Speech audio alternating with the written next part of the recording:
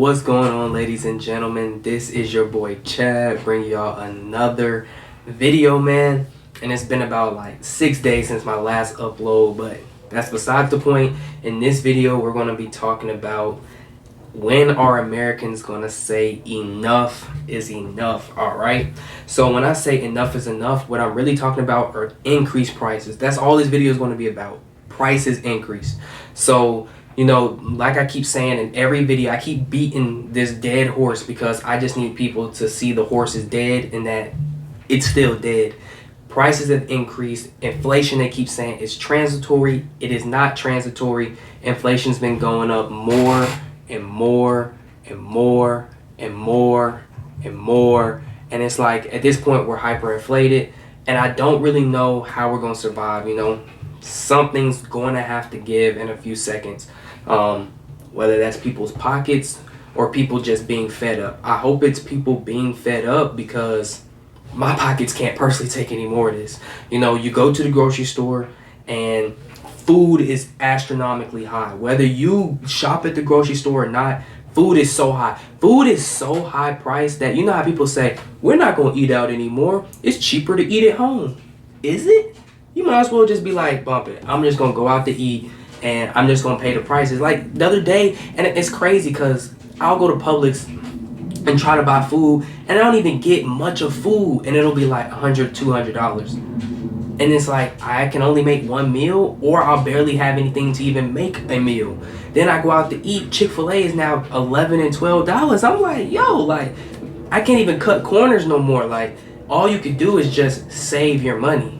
You feel me? But it's hard to save when everything's high. Like imagine savings 2 years ago, 5 years ago compared to savings now. Even with minimum wage going up and people getting increased salaries, we're still paying high prices.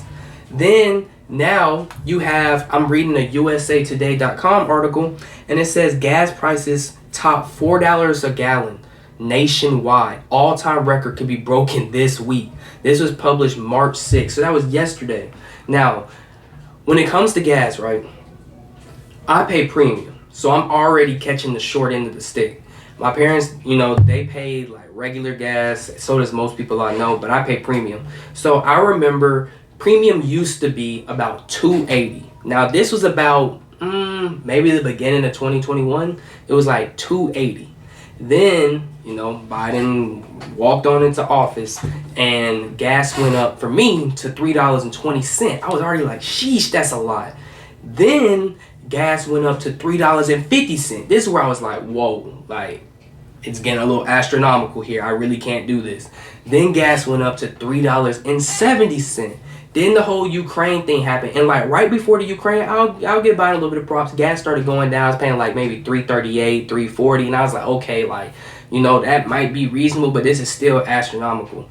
So then Ukraine happened and I told everybody, you know, gas finna go up like crazy. Make sure you know, get gas in your car before it starts going up. And at first it didn't happen. But last week, so before I even get to last week, I went to BJ's this weekend because, you know, like Sam's Club and stuff, if you use your reward membership, gas is cheaper. So I went to BJ's this week and gas was $4.12 for premium. But with my BJ's card, it was $3.90. I was like, bruh, this isn't even a deal. This isn't even a deal. Then my gas tank didn't even get all the way full at BJ's, but I had pulled off before I noticed. So I stopped at the gas station right by my house. Premium gas was $4.89, bro. $4.89. I thought I lived in California without the sunshine and the beaches. I'm like, bro, what is going on? Well, I mean, I know what's going on, but I'm just like, yo, my pockets just can't take this. So you know what I did? I put regular gas into my tank, and regular gas was $4.10. I was like, bro, people who usually fill up their tank with $20, like, hey man, you got it good. But now, like if you ask somebody for gas money, you gotta say like, I need $20, $25, $30 for gas money, because like, not like for real, your gas tank will not be full off the money that used to be gas money. we're paying for it at the tank. And according to Biden, we're paying for it for freedom for Ukraine. You know, the whole Ukraine thing, you know, I feel for the people of Ukraine, but how much more can Americans suffer? And, you know, I said a while ago, if he had never canceled the Keystone Pipeline, we wouldn't be in this situation, because we would at least be kind of energy like independent, where okay, Russia's having their thing, we can get some oil from us, and we could try to get some oil from like Saudi Arabia and stuff. But not only did we cancel the Keystone Pipeline, but we started up the pipeline in Russia, so we get most our oil from Russia, even though they're saying we're going to sanction them. You can't really sanction a place that you get most of your resources from, because you're not independent and you're dependent on them. Then from Saudi Arabia, we can't get stuff from them because Biden messed up relations with them, and they're waiting for him to apologize or come correct about how he treated them. What we're now looking ahead to is we're waiting for remarks from the U.S. President Joe Biden. One of the measures he might announce is the release of a strategic reserve of oil and gas. And the United States is a producer of crude. But will he then be, in your view, on the telephone to the king or the crown prince to talk a little bit about whether or not they too can help out by pumping out more oil? Yeah, I think we have to put things into context. Last year, President Biden blamed the Kingdom of Saudi Arabia for the fossil fuel at the climate summit. And subsequently, Francois, 1 week later, he asked Riyadh to increase its oil production to lower the prices of oil. And it was a way to throw the blame on Saudi so he can cover up his primary responsibility for all his missteps after he knocked down the U.S. shale oil industry. So are you saying that the crown prince won't pick up the phone?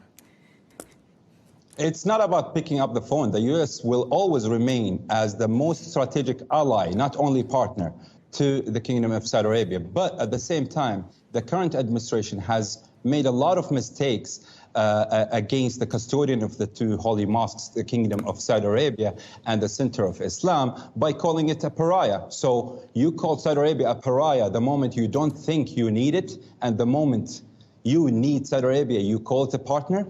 Saudi Arabia doesn't like to play these games. So I think the United States, the ball is in the court of the United States to rectify the trajectory. It just is what it is. So they say the national average price for gas has topped $4 a gallon for the first time in over a decade, as gas costs continue to soar in the wake of Russia's invasion of Ukraine.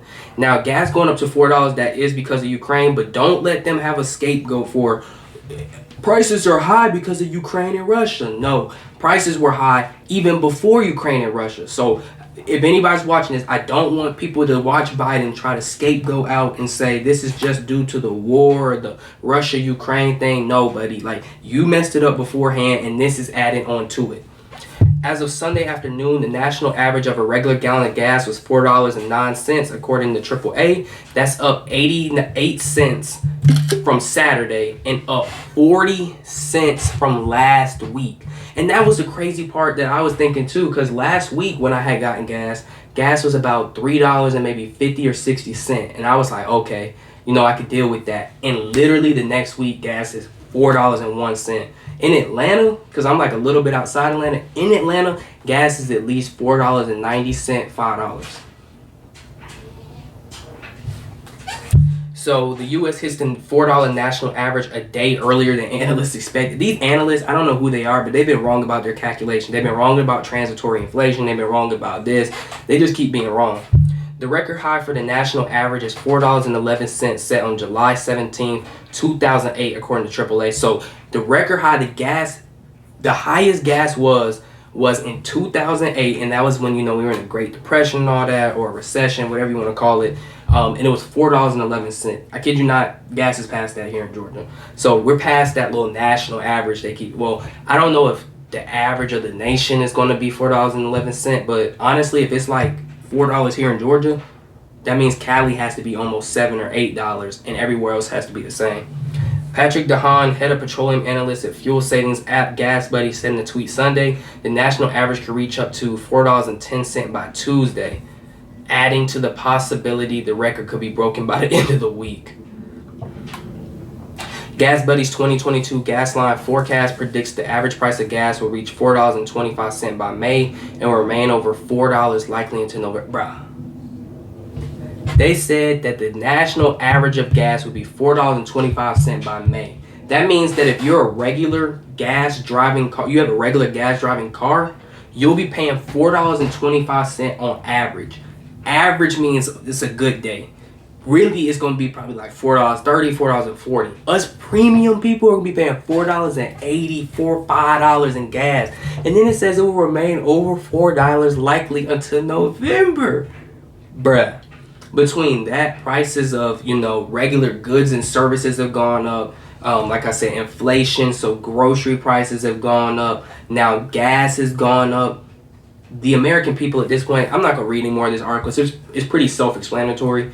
The American people have to stand up and say, enough is enough. I honestly, when I talk about Joe Biden, right? I say like, oh, Sleepy Joe, and he's a horrible president. He doesn't know what he's doing. I think that he's making these moves. He's trying to like save face. He tells everybody, he tells the public one thing and does the complete opposite. He'll say, we're getting ready to make gas prices go lower. We're going to make groceries go down. They go up, they go up. We're going to not butcher Afghanistan. We're going to do Afghanistan the right way. Butchers Afghanistan. We're going to stop Russia from invading Ukraine. Russia invades Ukraine. Everything Biden has said he would do, he's done the opposite. And it's all gotten worse since he done the opposite. Like, I don't think he's followed through on a campaign promise. He not canceling student loan debt. He didn't, get rid of the pandemic. He actually made it worse by firing nurses and other people and then claiming that, I don't even want to get too far into it, but it's just like, 80 million people, the most in history, voted for this. And I don't see any of the supporters supporting these high gas prices, high grocery prices, any of the crisis that we have, crime crisis, the shipping crisis. I don't see them voting or rooting for any of this. And me personally, I didn't vote for Biden. So I definitely did not ask for this.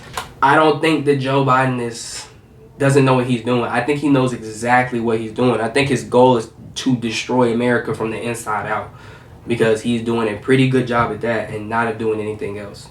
And I'll even show a clip here of Trump already saying that when I'm in office, gas is $2. It's, barely making it to $3. This is basically a tax cut. And underneath Biden, he was like, gas is going to be $6, $7, $8. But hey, it is what it is. We have more oil than anybody, okay? And it's an incredible thing that it's happened over the last few years, a lot of great things. And you're paying, $2 a gallon for your gasoline? That's okay. You know what that's like? That's like a tax cut. That's bigger than a tax cut.